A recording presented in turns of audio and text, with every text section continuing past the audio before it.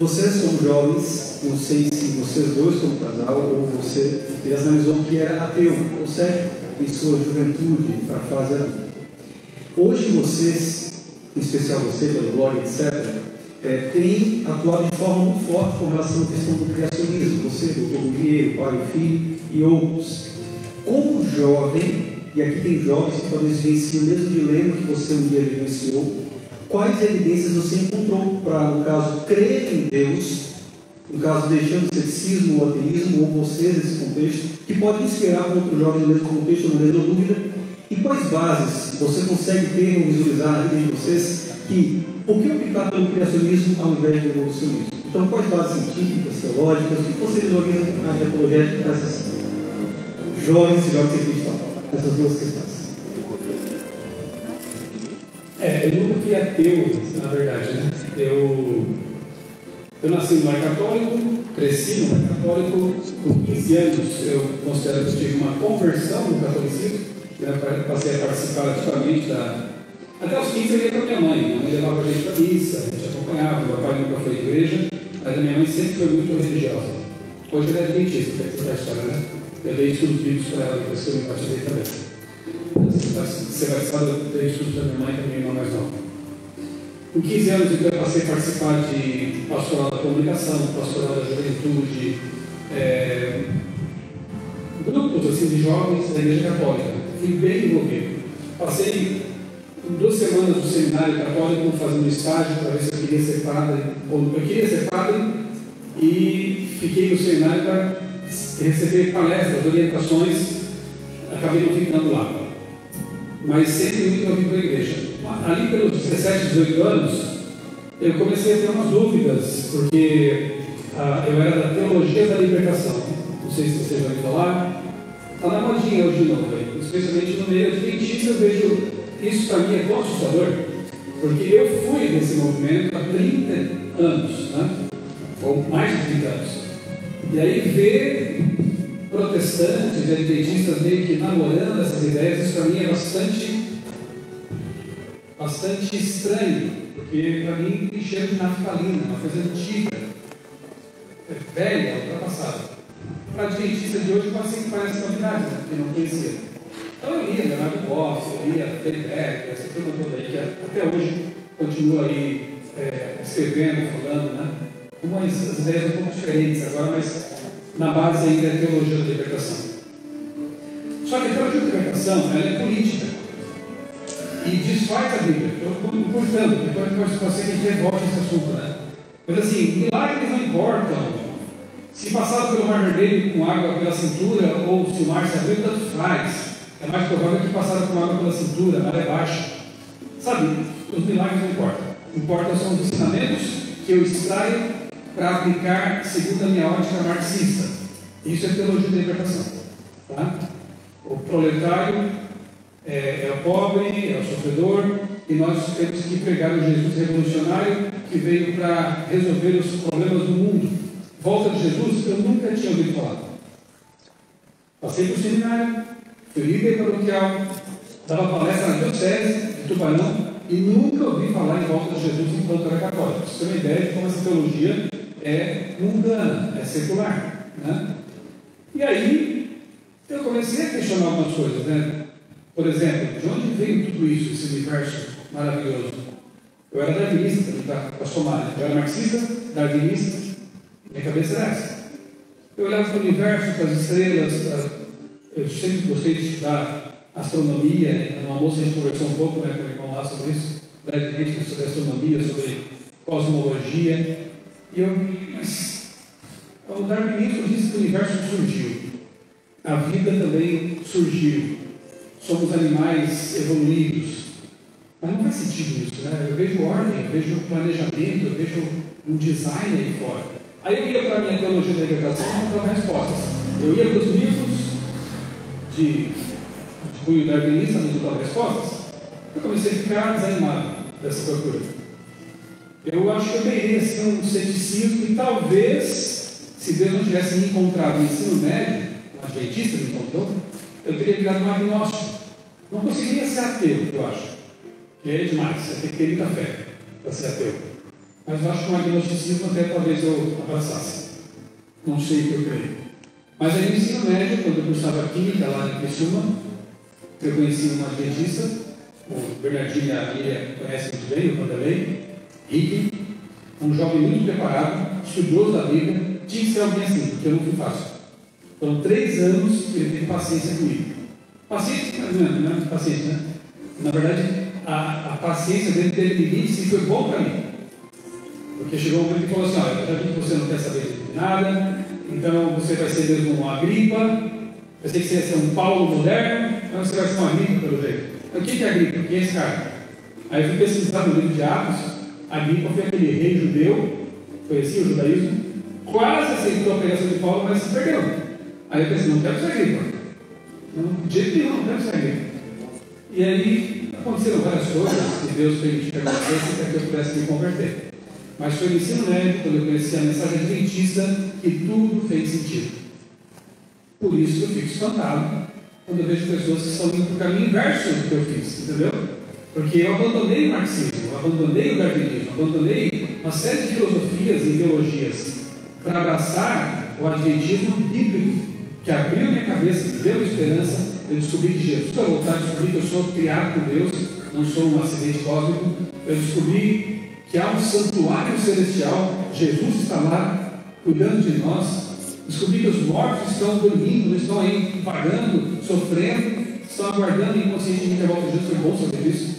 Descobri um monte de coisa que me libertou, né? E me deu um novo rumo.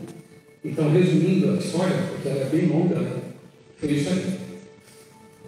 Para mim também, em relação à morte, isso trazia bastante confusão, porque eu acho que muitos aqui também que não foram criados crendo que a Bíblia, a palavra de Deus, que a história de Adão e Eva são reais, a gente fica muito confuso em relação à morte, porque eu acreditava na evolução também, né, como qualquer pessoa que foi educada dessa maneira.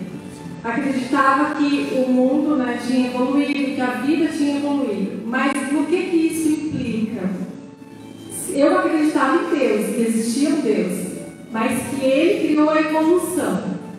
Então o que isso implica? Que Deus é esse que criou a morte.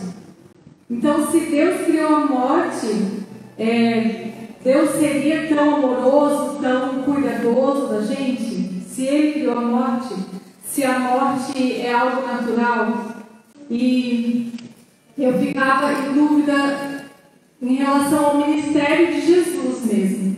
Por que Jesus veio ao mundo, se a morte já era o plano de Deus?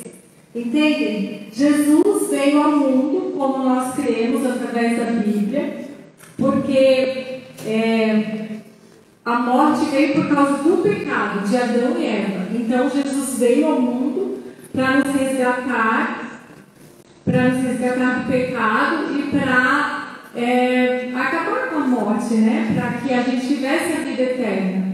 Mas na minha concepção a morte era algo natural, né? Foi através da evolução que nós viemos, Deus criou a morte. Então para que Jesus veio? Nos salvar de quê? Se Adão e Eva era um mito, era uma história, uma fábula. Se Adão e Eva não existiram, então por que Jesus veio ao mundo? Não fazia sentido isso para mim. Então eu ficava em dúvida mesmo e ficava me perguntando: por que Jesus veio aqui morrer por nós? Eu achava que Jesus tinha vindo aqui só para nos dar um exemplo, para que nós fôssemos iguais a Ele. Então eu achava que Ele era só o meu modelo. Eu tinha que ser igual a Jesus, tentar imitar Jesus. Mas achava que Deus tinha falhado no seu plano, porque as pessoas não imitam Jesus, né? Não são iguais a Jesus, a gente não consegue ser igual. E eu achava que as pessoas tinham ficado com tanta raiva de Cristo, dele querer dar o exemplo, como se ele tivesse vindo aqui apontar os pecados das pessoas. Então as pessoas ficaram com raiva e o mataram, e Deus havia falhado no seu plano. eu pensava antes de conhecer a Bíblia, porque achava ninguém quer imitar Jesus. Mas até que um dia também, né, Deus, através do Espírito Santo, falou ao meu coração. Quando eu fiz 15 anos, foram vários detalhes também, né, que é uma longa história, mas enfim, eu estava pensando na morte de Cristo, no nascimento de Jesus, na morte de Cristo, e fiquei bem comovida e pensando, mas por que Jesus morreu na cruz? Por que ele fez isso? Né? Se não adiantou nada, o mundo não mudou, o mundo continuou o mesmo ou pior, né, desde que Jesus morreu na cruz. E daquele dia em diante foram acontecendo várias coisas que Deus foi me mostrando, me levando a conhecer a Bíblia, porque até então eu nunca tinha lido a Bíblia, não conhecia o plano da salvação. E aí, então, quando eu descobri que a evolução não é verdadeira, não é verdade, né? Nós não somos fruto de uma evolução, nós somos fruto de um plano de Deus, que há um Criador, que Ele me planejou, Ele me amou, Ele me fez não para morrer. Deus não criou a morte, Deus nos criou para ter a vida eterna. Ele nunca quis que nós morrêssemos, que ninguém morresse. Então, quando eu entendi isso, que a morte foi um acidente, veio através de Adão e Eva, porque Adão e Eva pecaram, e Adão e Eva são reais, não são uma historinha para criança, não são uma fábula. Quando eu compreendi isso, aí tudo fez sentido. Daí eu entendi, então, por causa do pecado de Adão e Eva, Jesus teve que deixar o céu e vir a esse mundo. Não só para ser o meu modelo, não só para isso, também, mas mais do que isso, Jesus é o meu substituto. Ele não é só o meu exemplo, Ele é o meu Salvador. Sem Ele eu não poderia nunca, jamais ter a vida eterna, nunca, jamais mudar o meu coração por mim mesma. Então Jesus passou a ser tudo na minha vida quando eu entendi isso, que Ele é o meu Criador, né? Que há um plano. Essa visão que ela serviu há pouco é a que eu tinha também, tá? Eu era um evolucionista, ela também teísta. A maioria dos cristãos, especialmente os católicos, alguns nem sabem disso, mas são. O Papa é evolucionista teísta, ou seja, crê que há um Deus, mas Deus usou o processo evolutivo para trazer a vida à existência. Então, Deus queria criar então, a primeira célula, digamos assim, a primeira bactéria, sei lá o que foi, a forma primordial de vida lá. Ela foi evoluindo pelo processo que eles descrevem, os darwinistas, né? Até chegar a um hominídeo, Homo sapiens, Deus achou interessante e colocou dentro dele uma alma. Dois erros conceituais e teológicos. Primeiro, a evolução não é assim, não existe isso de evolução das espécies, macroevolução, saltos assim, evolutivos, né? E não existe alma imortal. Então você tem dois enganos, um só. Deus põe uma alma dentro de um. Eu sei que não é assim, se eu falar isso é um ruim, mas um macacão, né? Um hominídeo evoluído, enfim. Coloca uma alma dele e ele passa a ser o primeiro Adão. E assim faz com a Eva também, ou vários Adãos, várias Evas. Dentro de um relato bíblico. Isso é evolução deles. Abraçando essa ideologia, como ela disse, Jesus passa a ser apenas um exemplo. Ele veio morrer para quê mesmo? Se não houve pecado original ali, né? E aí, essa ideia de Jesus como modelo é bem progressista também. Como as coisas se juntam, né? O pessoal da teologia da libertação, da teologia liberal, missão integral, que é a versão evangélica da teologia da libertação, acham que Jesus, nem importa se ele ressuscitou, o que importa mais é o exemplo dele, de amor, de bondade, né? É o tal do evangelho social, isso é o evangelho. Não tem transcendência, não tem ressurreição, não tem milagre. Mas respondendo, que eu não respondi ainda, né? Quais foram os argumentos apologéticos que me convenceram? E outra coisa interessante, quero convidar vocês a assistir no meu canal uma live que eu fiz com a Débora com o título O Apocalipse nos Uniu. Porque o primeiro estudo que eu fiz foi sobre o Apocalipse, e ela também. O mesmo estudo, Revelações do Apocalipse, antigo já, né? E ela se converteu estudando o Apocalipse, e eu também, eles conhecendo. Então a gente brinca dizendo que o Apocalipse nos Uniu. Pastor, foi assim. Primeiro eu tinha que me convencer, e esse é o caminho normal para o convencimento de que Deus existe e que a Bíblia é a palavra dele. Primeiro estudei argumentos como cosmológico, né? Vou resumir bem, porque cada um desses está para falar horas, né? Mas o argumento cosmológico é assim: tudo que teve um começo tem que ter uma causa. Concorda com isso? Beleza. Aí a segunda pergunta é: o universo teve um começo? Teve ou não teve? O que os cientistas falam sobre o começo do universo? Chama de explosão Big Bang. Big Bang, né? Nós podemos até não concordar com todo esse modelo, mas convenhamos, é muito teológico. Porque o Big Bang diz que o tempo e o espaço começaram em algum momento no passado. O próprio Einstein achava que o universo era eterno. Mas aí ele, estudando e fazendo seus cálculos que deram na teoria da relatividade, concluiu que não, o universo não é eterno. Ele ficou confuso com o que ele descobriu. Mas depois, como bom matemático, se rendeu aos fatos. Quem propôs esse modelo chamado padrão foi um padre, portanto um teísta, chamado Lemaitre, o padre francês, se não me engano, ou belga, enfim. Ele propôs esse modelo, e aí os cientistas ateus, naturalistas, passaram a debochar desse padre cientista e deram um apelido para a teoria dele. Isso aí parece mais uma grande explosão, né? É o Big Bang. Não é que o nome pegou? E não é que o padre estava certo? Hoje a maior parte absoluta dos cientistas crê ou entende, né, que o Big Bang foi o evento do início do tempo. Então essa teoria pode ser compatível com a criação? Totalmente. Quando bem compreendida, tá? Porque Big Bang não é uma grande explosão, toda a matéria do universo é concentrada em matéria. Não tinha matéria. Deus criou a matéria. Então, tira da cabeça a ideia falsa e ilusória de que foi uma grande explosão cósmica da matéria que explodiu. Não tem nada de explosão. O Big Bang, a teoria que o padre Lemaitre propôs é que o tempo e o espaço são um tecido. O tempo não existe sem espaço. E também não existe espaço sem tempo. É um tecido, tempo e espaço. Passam a existir em algum momento. Aparecem. Quem fez isso?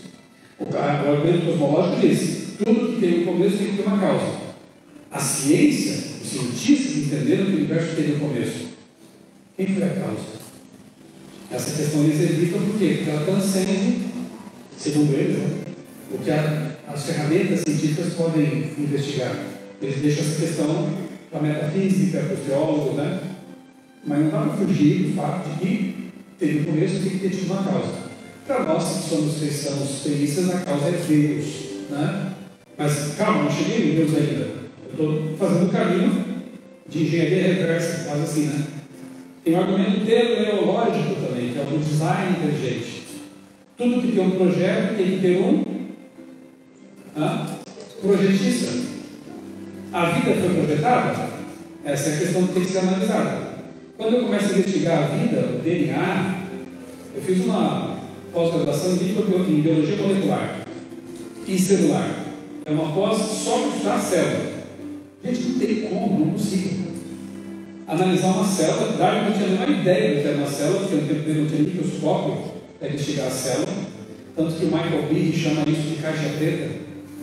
Quando a caixa preta foi aberta, meu amigo, se Darwin tivesse vivo, talvez ele mudasse de ideia.